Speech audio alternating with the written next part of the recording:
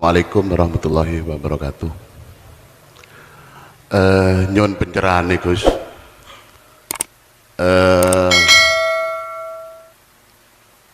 Sien kulo nate kepanggian salah satu masyayikh. Waktu itu beliau waktu jadab seringkali masuk pondok niku yang kulo semrepi misuh-misuh, bahkan kelambine lari pondok niku diuntalaken. Temriku misuh-misuh kira sedaya santri melajeng Gus. Itu yang pertama. Yang kedua, kulo menemukan waktu jadabipun kadang jadab lucu Gus. Bahkan kulo nate dijak sepak bola Gus. Terus kalih masak. Gimana kan mentar muka jembar kubur Mbah Yai Sarwani.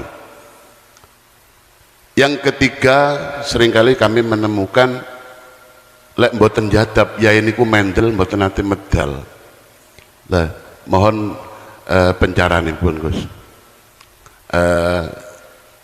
Yang ketiga, setelah yai niku jadab kepanggih salah satu garonipun yai niku kadang mendel. Nyun penceranipun Gus. Matur sembah nuwun. Nggih, alhamdulillah. Niku di wilayah Pondok Ringin Agung. Tepatnya di Kepung. Oh, Bendo lah. Oh, Bendo. Oh, ya Bendo niku daerah Pare. Oke, Mbah Yai Sarwani. Mengapa beliau mengucapkan kalimat jenengan tadi misuh-misuh, ngapunten, di dalam diri kita selama belum ada warid ruhaniyah kita ulaika kal an'am belum ada. Makanya beliau mengatakan kere itu sebetulnya wajah kita ruhaniyah itu berubah.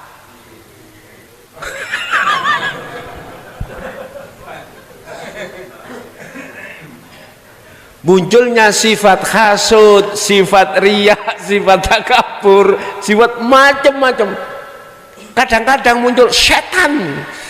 Itu kok muncul mboten. Allah ya karim. Beliau dibukakan apa? Kasafnya, Pak. Dibukakan kasafnya sehingga melihat orang lain yang ahli hijab sifatnya seperti seperti itu, ulaika kal an'am itu tadi. Subhanallah. Terus ketika beliau mboten zadab mendel mawon. Mendel niki mengandung pengertian nopo. Bapak Ibu, apa sih jadab itu? Jadab adalah perilaku, menjeduk orangnya. Ya. Jadab adalah perilaku. Lah, perilaku jadab niku macam-macam, Pak. Tidak harus dia itu berkata nyongklok-nyongklok, tidak harus seperti itu juga. Ketika saat beliau itu kadung kesentrongan 1000 watt cahaya makrifat pada Allah, kadang itu Allah diamkan,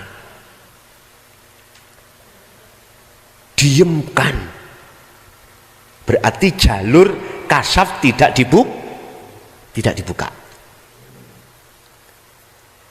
Mengapa diam? Menikmati dia bersenggama dengan Allah. Tahu bersenggama nggih?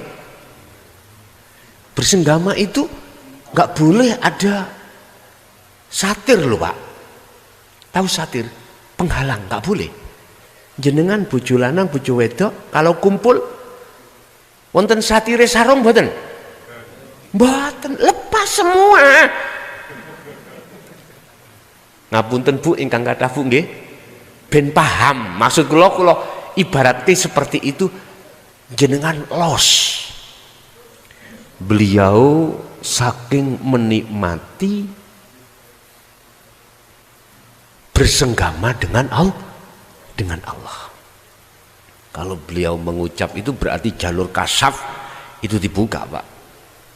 Sampak-sampak kadang-kadang, mohon maaf ya.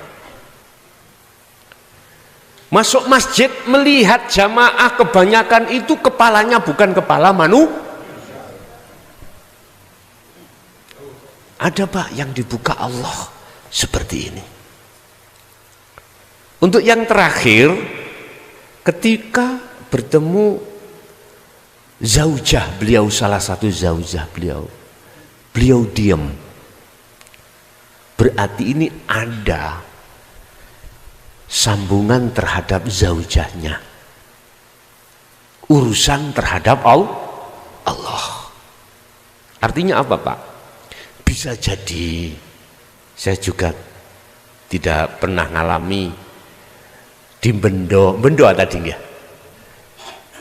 Beliaunya dengan zaujah tidak tahu sendiri, tapi jenengan yang tahu. Aku yakin zaujahnya itu duduknya di khawas. Di situ. Khawas. Yang jelas saya berani bersumpah atas nama Allah kalau beliau adalah mimbati auliyaillah. Demi Allah. Begitu. Urusan lainnya kawan disumpah yo babano. Walaupun saya secara fisik tidak pernah bertemu dengan beliau, aku yakin beliau termasuk salah satu kekasih Allah. Wong kekasih Allah itu ada yang dirahasiakan loh Pak oleh Allah. Kadang ditutupi Allah lewat pekerjaannya sebagai, mohon maaf, tukang batu, ya, petani, pedagang, bahkan jenengan ditutupi Allah. Kekasihnya Allah bisa ditutupi dengan jabatan yang jenengan kagem, saged ugi.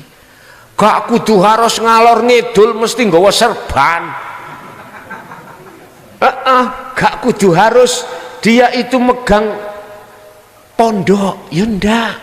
Tidak harus, maksud saya ya. Tidak harus beliau itu selalu bertausiah, ndak. Malah kalau boleh saya milih, nyun sewu, datang Allah, ya Allah kula milih apa? Pon kula milih dadi wong nisore jembatan ae. Penak. Mboten konangan. Oh iya. Kok angsal kita kok angsal milih seperti itu, tapi mboten saged, Pak. Tapi yang jelas tandanya kan ada, Pak. Ala inna auliya Allah la khaufun alaihim walahum. Itu tandanya. Tanda kekasih Allah itu disitulah untuk menuju wilayah situ. Beliau tidak lepas dari muara sirul asrar, tidak lepas, semuanya nggak bisa lepas. Pengalaman kita, beliau itu mengasah dzikir khafi untuk hakiki tidak cukup bulanan Pak, bahkan puluhan tahun beliau itu bahkan sampai mengorbankan sosialisasi terhadap sesama manusia, bahkan orang dekatnya ditinggalkan. Sejarah Imam Ghazali seperti itu, tinggalkan semua apapun secara fisik, baik orang dekat maupun status beliau rektor Pak. Beliau itu salah satu rektor, mungkin kalian buka nangone Bidayatul Hidayah Beliau itu rektor Al-Azhar pada saat itu. Fasilitasnya ditinggalkan. Beliau apa? Nggawa karung mlaku-mlaku nang dalan ngene lho. Apa namanya itu ya? Dikatakan pemulung boleh. Terus di situ beliau bertemu terhadap perampok. Perampok menganggap di dalam karung itu harta yang berharga. Diambil. Jawab beliau gimana? Kalau kau mengambil ini, lebih baik ambil saja nyawaku. Perampok penasaran, Pak. Dianggapnya ini ternyata apa? Mushaf. Pretelan-pretelan kertas nih gitu. Tapi ono makola-makolai. Beliau menulis. Pretelan dikatakan mushaf itu pretelan dimasukkan. Ketika direbut kena, dilihat ternyata bukan emas, bukan harta yang berharga. Ternyata apa? Mereka mengatakan, oh nyani wong gendeng ngalor ngidul bawa larangan sampah, mungguh dia. Tapi mungguh beliau imam harga yang sesuatu yang berharga. Inilah terima sing kula maksud ajaran dinul haq itu adalah sampah bagi ahli hijab. Paham ya? Tapi bagi jenengan satu hal yang amat berharga. Makanya tidak di dalam kitab Ikhya itu nggih di dominan isi tasawuf. Dominan isi tasawuf daripada fikihnya. Itu sejarah aja. Jadi beliau salah satu zaujahnya di situ. Mengapa beliaunya ketemu salah satu zaujah langsung berhenti? Aku yakin di situ beliau diletakkan khawasul khawas. Khos bertemu khawasul khawas. Ya seperti itu, Pak. Biasanya itu. Biasanya seperti itu. Jadi habis dia itu dibuka kasyafnya oleh Allah, terus langsung ketemu khawasul khawas, diem.